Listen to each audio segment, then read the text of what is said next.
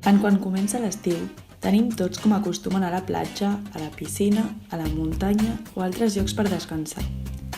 En aquesta època, el sol es converteix en una de les activitats estrella de l'any, ja sigui per estètica o per plaer l'escalfor d'aquest sol. Molts cops el prenem amb excés i no ens adonem de les conseqüències que pot arribar a fer en el nostre organisme. A la nostra pell tenim un tipus de cèl·lules anomenades melanòcits, que segreguen un compost bioquímic anomenat melanina. Quan detecten un dany en l'ADN de les cèl·lules, actuen segregant aquesta melanina, que es difon per tota la pell i és d'un color negre. I el que fa és absorbir la llum del sol protegint la pell. El sol emiteix diferents tipus d'energia. La radiació visible, que és la que observem com a color, que arriba un 9% a la superfície de la Terra, la radiació infraroja, que és la responsable del calor, i finalment tenim la radiació ultravioleta, que és la que té major energia. Aquesta radiació ultravioleta es divideix en 3 grups: la radiació ultravioleta A, la B i la C.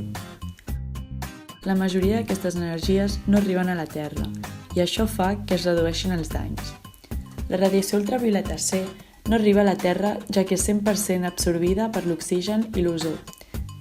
Per tant, no ens causa cap mena de dany. La radiació ultravioleta B és 95% absorbida per l'oxigen i l'ozó, i això fa que només un 5% arribi a la Terra. Finalment, la radiació ultravioleta A, només un 5% és absorbida per l'ozó i l'oxigen, i això fa que el 95% arribi a la Terra. Les cremes solars són filtres que protegeixen la pell d'aquesta exposició. Els filtres minerals o físics o els filtres químics. Filtres minerals o físics tenim l'òxid de titani o zinc, que són fluorescents. La radiació ultravioleta és absorbida i remitida per la radiació de menor energia, que es transforma l'energia perillosa en radiació innòcua. I el que fan és reflexar aquesta energia.